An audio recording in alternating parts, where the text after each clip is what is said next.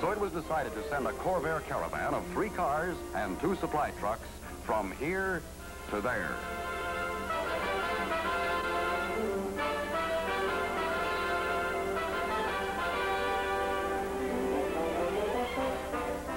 The opportunity to prove Corvair's superiority lies ahead.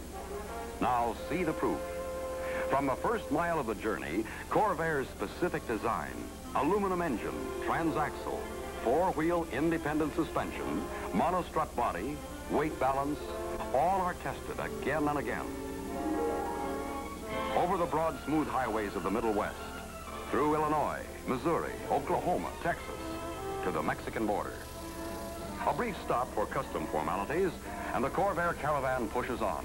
Over winding, twisting, hard-surfaced roads, in dry, hot desert air, with temperatures over 110 degrees. Yet Corvair's air-cooled engine needs no water. There are sleepy villages.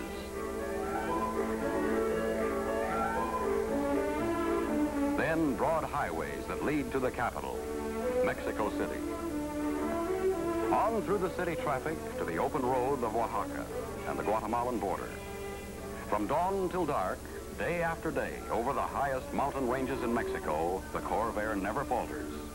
The way it hugs the road, the way it handles in every driving situation, the way it eats up the miles smoothly and comfortably, proves out Chevrolet's traditional quality, sturdiness, and roadability.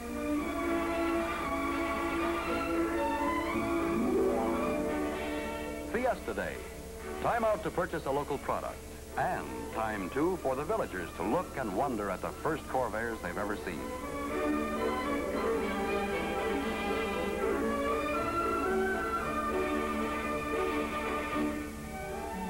But the Guatemalan border lies ahead. The cars push on.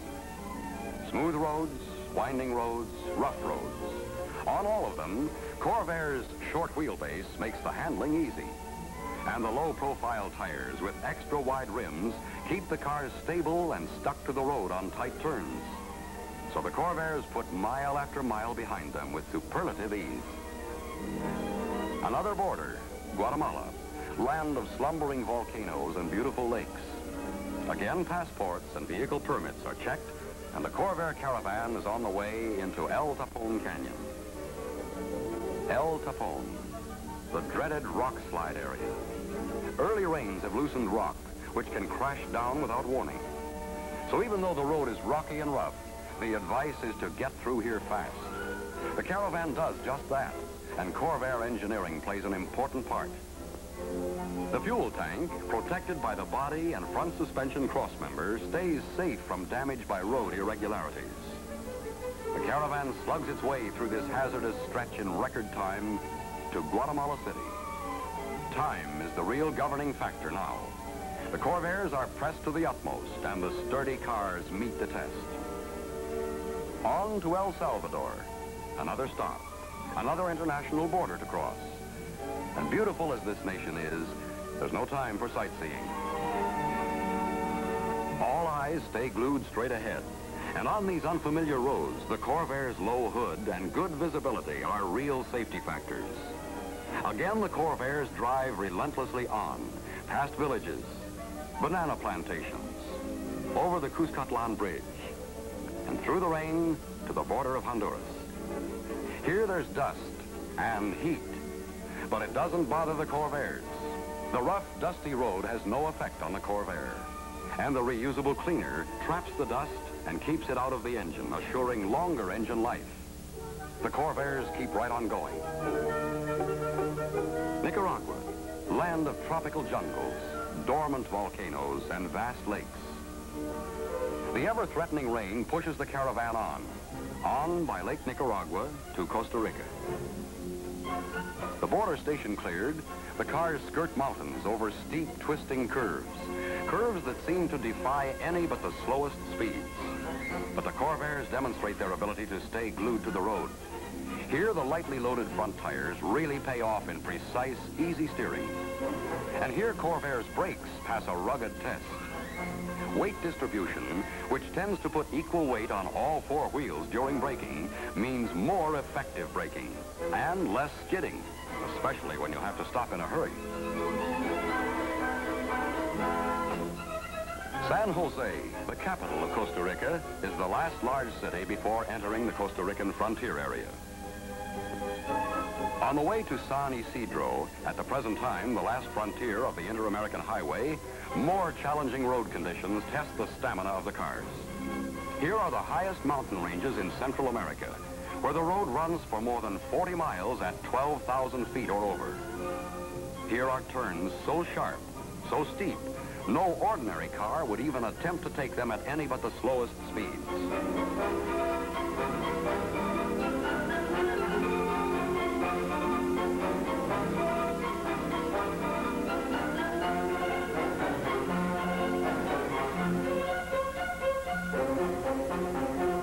Gathering storm, rain in the making, fog, a forewarning of what to expect when the cars reach the frontier area of Costa Rica. This area consists of the most forbidding and treacherous sections along the international road system and is closed to regular automobile traffic during the rainy season. Rain. And rain means washouts, landslides, swollen riverbeds, deep mud on the bypasses, and the road itself. Now there's a time for sleep.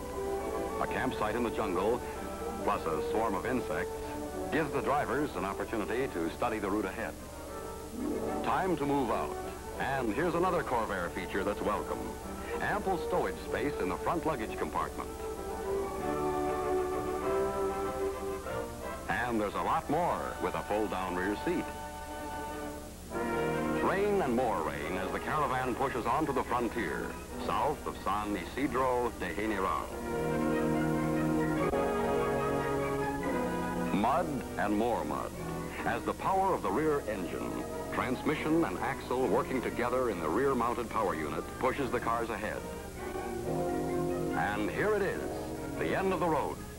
No cars are allowed past this point without special permission from the Inter-American Highway Authority, with the understanding that from here on, you're on your own.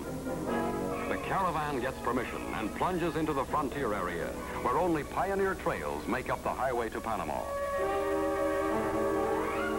Here is where the road crews stop work during the rains. Here is where rains wash down the hillsides to cover the roads. Here is where there are no bridges over even the smallest streams.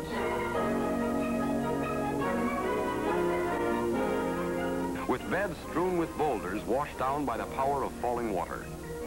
And the Corvairs do it again, into the water, across and over and up the muddy hillside with power to spare. Here Corvair's independent suspension and swing-type rear axle literally walk the cars over the bumps. And good road clearance, along with short front and rear overhang, keeps the Corvairs from hanging up on the jagged rocks. Roads surfaced with crushed stone, the size of coconuts, wrench, pull and twist on every part of the car. But with virtually no transfer of shock from the wheels to the body, no body nuts and bolts to work loose, the Corvairs take the beating in stride. Rough as the going has been on the pioneer-type roads, greater obstacles lie ahead. Water. Water in rivers hundreds of feet wide and up to 12 feet deep. In this case, we're in luck. There's a raft on hand. First across is one of the rugged Chevy supply trucks, which have also performed remarkably well throughout the trip. The swiftly moving water threatens to bring disaster, but skillful maneuvering by the rivermen brings the vehicles safely to shore. And then, in succession, each Corvair plows through the water to the raft, completes the river fording, and again through the water to reach the far bank and continue on its way. Here's Performance Plus, under circumstances never encountered in the everyday life of a car anyplace, anywhere. And this is only the beginning. From here to where the Inter-American Highway again begins in Panama, more than 40 streams have to be crossed. Rock, loosened by early rains, looms as an additional hazard, a delaying hazard, working with the rains which begin earlier each day. Water and more water. Up and down hills, in and out of streams. Because of the high location of the Corvair's fan and electrical system, it's possible for the Corvair to drive in water and moisture conditions as no other car can. Oh, there's more mud. Sticky.